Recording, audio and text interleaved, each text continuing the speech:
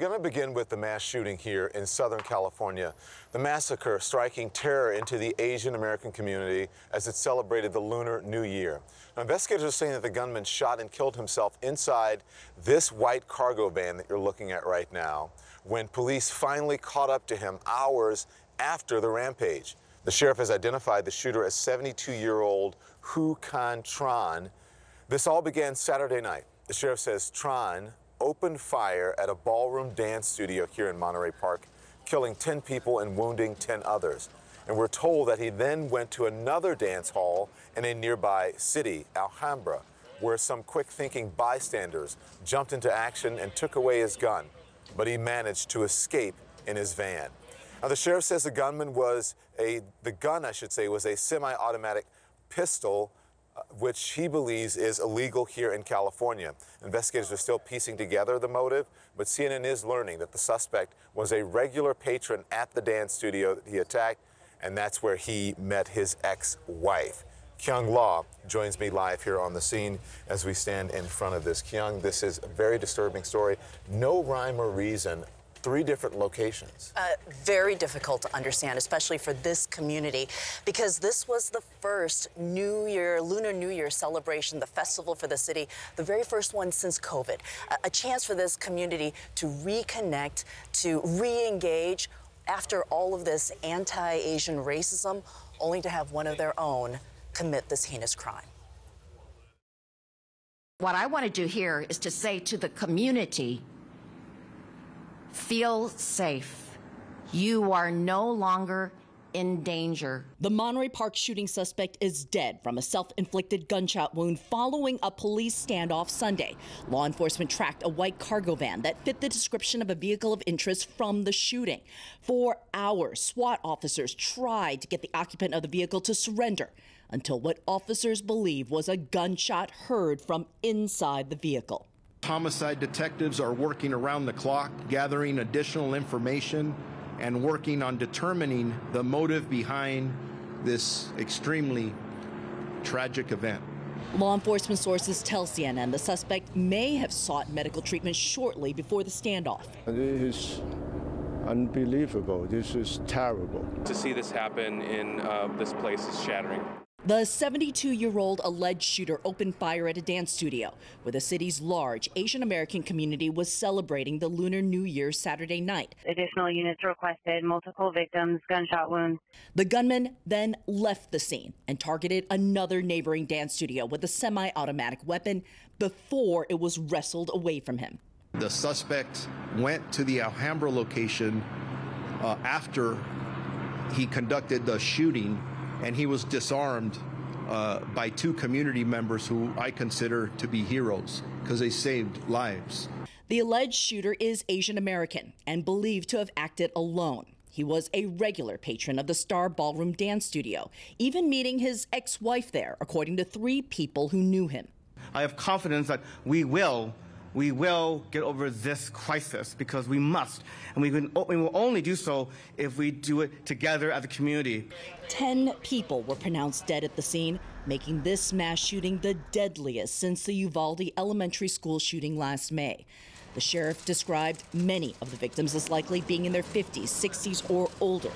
This tragedy marks the 33rd mass shooting so far this year, according to the Gun Violence Archive. Gun violence needs to stop.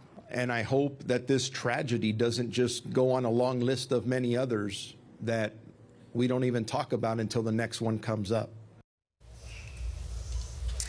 We are getting a stunning eyewitness view from that second dance studio, the one in Alhambra, just near this Monterey Park location. Brandon Say tells the New York Times, and he's the one who wrestled the gun away from this gunman. He tells the New York Times, quote, "He was looking at me and looking around, not hiding that he was trying to do harm. His eyes were menacing from his body language, his facial expression, his eyes.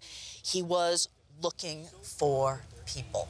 And that gun, Don, is what eventually got police tracking unraveling this entire case. Oh, it's interesting because they said that the gun is what got them unraveling, as you said, the entire case. But they're saying that the gun was illegal here in California, but I wonder if it was modified and how they were able to identify him through the gun, if it was an illegal gun. But those are details that we'll find out as the investigation continues. I want you to stand by, Kyung. With your reporting, I want to bring in now retired LAPD Sergeant Cheryl Dorsey. Thank you, Sergeant, for joining us. We really appreciate it this morning. Your assessment, we've been saying we're going to talk about the law enforcement response to this, but make sense of this. Is there any way to make sense of three different locations? Was there anger? Was there hate? What is going on here? Because he is an Asian American. Well, you know what my gut tells me is that he had beef with that particular community. I mean, we understand now that all of the victims were basically his contemporaries, people who were in their 50s, 60s, and 70s. And so before I knew factually that he actually was a frequent visitor at this particular dance hall, that he had a familial relationship, his ex-wife, having met her there, I knew that there was something personal about those two locations. He went to Monterey Park first, did what he did there, and then tried to duplicate that in Alhambra, but for those heroic people who took the gun away from him, prevented another tragedy from occurring there. And so we'll have to find out the why, because that's the thing that everybody wants to know, is why he acted out the way that he did. Let's talk about this weapon, because it is a semi-automatic pistol. It is believed that they were able to figure out who he was through the pistol, but then the sheriff, LA County Sheriff Richard Luna, saying that it was illegal here in California. Can you help us put that together? It doesn't really make sense to me, right? If it's an illegal gun, then that would make me think that he possessed it illegally. He was able to obtain it illegally, therefore there wouldn't be a record, right? He wouldn't be a real registered owner that we would be able to track as we would if the gun had been purchased legally at a gun store and the like. So I'm very curious as to how they were able to reconcile the two. Everything is very close together. If you look at where the police station or city hall is, you look at here where we're standing in front of the Star Dance Studio here in Monterey Park. It's very small. Police were here within 3 minutes. What do you think of their response? Well, obviously, you know, LA County Sheriff's is a large agency, much like LAPD, and we train for these kinds of situations. The officers did exactly what it is that they're trained and taught to do, and we saw something very similar when the SWAT officers engaged the suspect in Torrance. And so thankfully, not more harm occurred. The officers were able to quickly ascertain what they needed in terms of identifying the vehicle that the person was in, getting pictures and putting that out there so that everyone within southern Los Angeles could be on the lookout for this van and the suspect. Yeah, they were able to apprehend him within less than 24 hours. It's interesting to me as well that the LA County Sheriff, at least the Lunar Park, I should say, police chief, talked about these are young officers who had been on the job for maybe training, had 7 months or so total. You know, what a lot of people don't know about the LA County Sheriffs is that most of them start off in the jails, right? You start off working as a detention officer, you're in the jail, and then after so many years, you kind of get your stripes, if you will, and you come out into the street and you work patrol. So it's not uncommon to encounter an officer, a deputy, who really doesn't have a lot of street experience, but yet these officers were clearly well trained and relied on that training and knew exactly what to do in this instance. They didn't hesitate for a moment and saved lives, no doubt. One of the words he used yesterday is that they had not been prepared for the carnage that they saw, and that was extensive. How can you? I mean, even a veteran officer probably would have been shaken to their core to see the kind of death and destruction that went on in that town, in that dance hall. And so the fact that these officers were young on the job certainly doesn't speak to their inexperience. You know, they knew what to do, they were well trained, and they acted on that. It just speaks to the trauma that the community is feeling here. The victims of that trauma and police are part of they're victimized as well by this.